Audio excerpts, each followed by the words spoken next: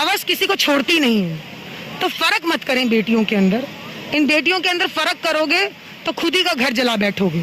सरकार को ये कहना चाहती हूँ कि आपकी भी बहन बेटियां हैं, प्रधानमंत्री के तो खैर है ही नहीं, प्रधानमंत्री का तो परिवार ही नहीं है, तो प्रधानमंत्री को पता ही नहीं बीवी और बेटी को खोने का दर्द क्या होता है। चुप्पी तोड़ो, चुप्पी तोड़ो, चुप्पी तोड़ो, मुख्यमंत्री चुप्पी तोड़ो, चुप्पी तोड़ो, चुप्पी तोड़ो, मुख्यमंत्री चुप्पी तोड़ो, चुप्पी तोड़ो, चुप्पी तोड़ो, मुख्यमंत्री चुप्पी तोड़ो, चुप्पी तोड़ो, चुप्पी तोड़ो, दलित बच्ची को न्याय दो, न्याय दो, न्याय दो, आगे न्याय दो, न्याय दो। इस वक्त हमारे साथ कांग्रेस की महिला कमेटी की अध्यक्ष हैं अमृता धवन जी। मैम, इस घृणित अपराध पे क्या कहेंगे आप?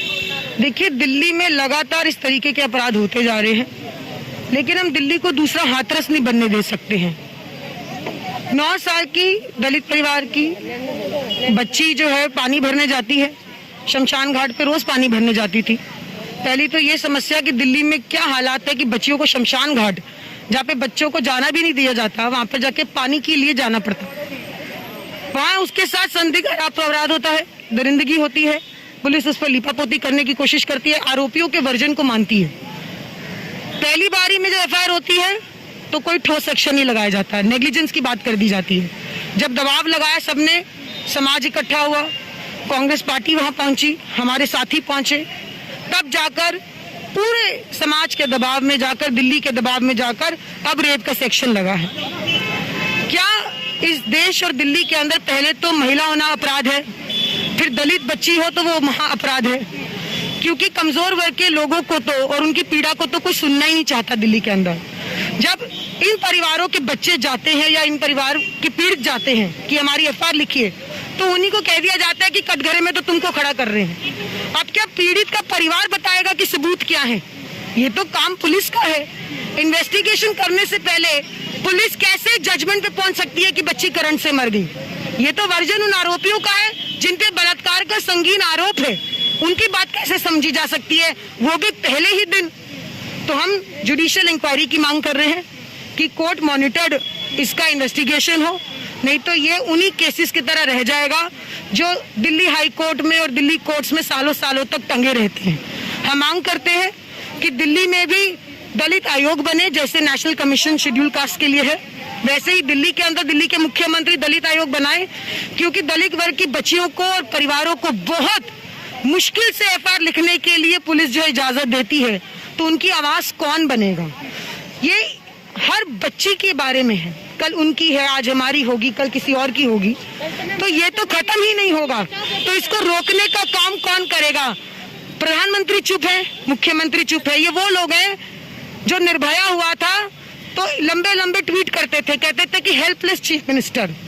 कम से कम शीला दीक्षित जी में इतनी नैतिकता थी कि वो निर्भया के परिवार के साथ खड़ी थी, इन मुख्यमंत्रियों की तरह या प्रधानमंत्रियों की तरह नहीं, जो पीड़िता के परिवार को ही कटघरे में खड़ा कर देते हैं और बलात्कारियों का संरक्षण करते हैं और रेप विक्टिम को कहते हैं कि गलती तुम्हारी होगी। सरकार की सोच में अंतर है, और सोच का जो सबसे बड़ा फर्क है वही होता है जो लगातार ये केसेस बढ़ रहे हैं। जिस तरीके से अपराध दिल्ली के अंदर महिलाओं के प्रति बढ़ता जा रहा है, ये उसी का नतीजा है, क्योंकि एक स्पाइनलेस सरकार दिल्ली में बैठी है, केंद्र में बैठी है, जो अपनी जवाबदेही महिला सुरक्षा के प्रति मानती है।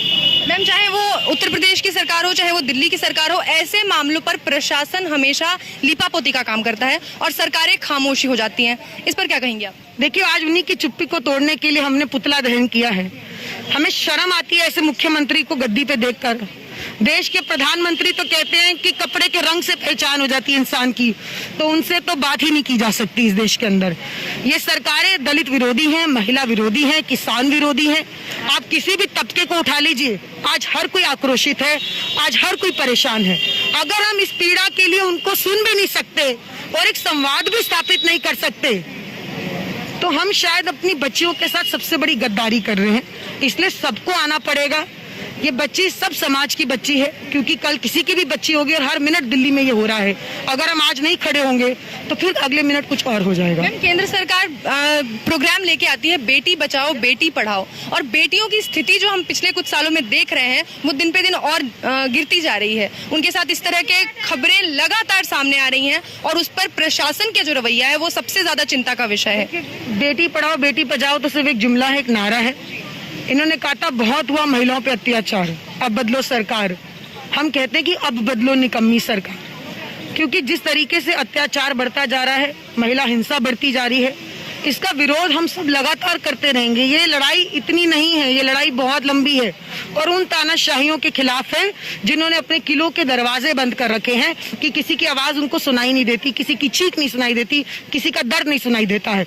तो ये हिसाब किताब तो इनसे लेना ही पड़ेगा और हम तब तक ये आवाज उठाते रहेंगे, हम यूं ही चिल्लाते रहेंगे। हम नहीं चाहते कि समाज हमें बदले, हमें समाज को बदलना है और समाज को अगर बदलना है तो हम सबको सड़क पर आना पड़ेगा, हर बेटी की आवाज को उठाना पड़ेगा। मैम, कांग्रेस के बड़े नेता भी वहां जाने वाले हैं बच्ची के घर पे उसके माता पिता से मुलाकात करने। कल भी हमारे गए, आज भी हमारे प्रदेश अध्यक्ष अनिल चौधरी जी गए, कल जयकिशन जी गए, मैं खुद गई, हमारी महिला कांग्रेस की अध्यक्ष भी पूजा धानक जी, पुष्पा जी, बहुत सारे साथी वहाँ पहुंचे थे। लेकिन मैं इसको राजनीतिक रूप नहीं देना चाहती। मैं वहाँ पे अमृता धवन के तौर पर गई थी क्योंकि हम वहाँ पर उस पीड़िता की परिवार के साथ खड़े होने के लिए, उनको मजबूती देने के लिए कि कम से कम इस पल में वो अपने आप को कमजोर महसूस नहीं करे। लेकिन मैं यही कहूंगी कि राजनीति से हटकर तो कम से कम बेटियों के मुद्दों पर बात कर लो। विधानसभा का सेशन भी नहीं बुलाया जाता और सेशन बुलाया जाता है तो दिल्ली में लॉ एंड ऑर्डर की सिचुएशन पर चर्चा भी नहीं की जाती। क्या केजरीवाल प्रधानमंत्री मोदी के दोस्त हैं? क्या उनको दिल्ली के लॉ एंड ऑर्डर पे कोई चिंता नहीं है? क्या वो इसी साठ गांठ के साथ दिल्ली को मरता हुआ छोड़ देना चाहते हैं? ऐसा स्पाइनलेस निकम्मा मुख्यमंत्री मैंने कभी नहीं देखा। अरे तुम्हारे हाथ में दिल्ली पुलिस नहीं है ना सिर्फ, लेकिन नैतिकता तो तुम्हारे हाथ में है, तुम्हारी स्वयं की नैतिकता। तुम्हें कौन रोक रहा है बच्ची के घर तक जाने के लिए? क्या उसके लिए भी तुम्हें दिल्ली सरकार को, क्या दिल्ली पुलिस की परमिशन लेनी पड़ेगी? पहले तो चल पड़ते थे जब कोई रेप होता था, आज उस बच्ची के परिवार तक सरकार का अभी तक एक भी नुमाइंदा दिल्ली से नहीं पहुंचा है। तो सर, हमारे पास भी तो दिल्ली पुलिस नहीं है, हम तो सरकार में ही नहीं है, हम तो विधानसभा में नहीं है, हम तो पार्लियामेंट में नहीं है। दिल्ली के अंदर सातों जो एमपी है वो बीजेपी के हैं, दिल्ली में सरकार जो है वो आम आदमी पार्टी की है। हमारे पास तो कुछ भी नहीं है। जब हम जाके पीड़िता के परिवार से मिल सकते हैं तो तुमको किसने रोका है? इससे तुम्हारी नीयत का पता चलता है कि तुम चाहते ही नहीं कि दिल्ली के इस मुद्दे पर, महिला सुरक्षा पर कोई चर्चा की जाए। जब आपके पास सत्ता थी तो दोनों ही सरकारें, चाहे वो आज दिल्ली की सरकार हो या केंद्र की सरकार हो, हमने देखा था कि निर्भया के मामले को लेकर किस तरह से कांग्रेस सरकार पर हावी हुई थी और देश में भी ऐसा लगा था कि अब शायद बलात्कार के खिलाफ, इस घृणित अपराध के खिलाफ कोई बड़ा एक्शन लिया जाएगा, बड़ा कानून आएगा। और तब की जो विपक्षी पार्टियां थी वो यही मांग कर रही थी और आज वो विपक्षी पार्टियां जब सत्ता में है तो ये अपराध रोक भी नहीं पा रही। देखिए, रोल रिवर्सल होने के बाद वो अपनी जिम्मेदारी का भी रिवर्स कर चुके हैं। मेरा मानना है कि निर्भया ने बहुत चेतना पैदा करी, पूरे दिल्ली और देश के अंदर गुस्सा फूटा। जस्टिस वर्मा की कमेटी कांग्रेस पार्टी ने बनाई, हमने कोशिश की हम उस बच्ची को बचा सकें। उस बच्ची को इलाज के लिए सिंगापुर भेजा, बच्ची बच नहीं सकी। खुद स्वयं मुख्यमंत्री ने बोला था उस समय कि मुझे दुख है कि हम बच्ची को नहीं बचा पाए। क्या हम सांत्वना के रूप में भी परिवार के साथ नहीं खड़े हो सकते? क्या उसके लिए भी आपको राजनीति चाहिए, कोई पद चाहिए, कोई डिपार्टमेंट चाहिए, कोई आपको अपने अधीन डिपार्टमेंट होगा तभी आप करेंगे?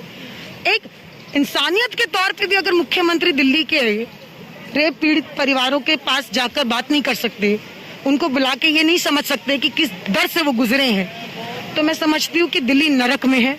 और दिल्ली को इस नरक से निकालने के लिए दिल्ली महिला कांग्रेस, पूरी कांग्रेस, हम अपनी जिम्मेदारी से पीछे नहीं हटेंगे और हम लगातार ये करते रहेंगे जब तक ये सुनेंगे नहीं। मैम, सरकारों के लिए क्या संदेश देना चाहेंगे आप अपने? सरकार को ये कहना चाहती हूँ कि आपकी भी बहन बेटियां हैं, प्रधानमंत्री के तो खैर है ही नहीं, प्रधानमंत्री का तो परिवार ही नहीं है, तो प्रधानमंत्री को पता ही नहीं बीवी और बेटी को खोने का दर्द क्या होता है। लेकिन अरविंद केजरीवाल का परिवार है, उनकी भी बेटी है। ऐसा नहीं हो, ये दिल्ली है, इसका कोई भी शिकार हो सकता है। हमारे बच्चे भी कल हो सकते हैं, कल किसी और के बच्चे भी हो सकते हैं। हवस किसी को छोड़ती नहीं है, तो फर्क मत करें बेटियों के अंदर। इन बेटियों के अंदर फर्क करोगे तो खुद ही का घर जला बैठोगे।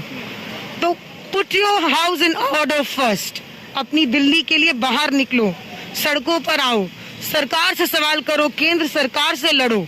अगर तुम नहीं लड़ोगे तो साफ दर्शाता है कि तुम उनके साथ खड़े हो, साठगांठ करके तुम चुप्पी साध कर बैठे हो ताकि तुमसे कोई सवाल ना करे। बहुत बहुत शुक्रिया।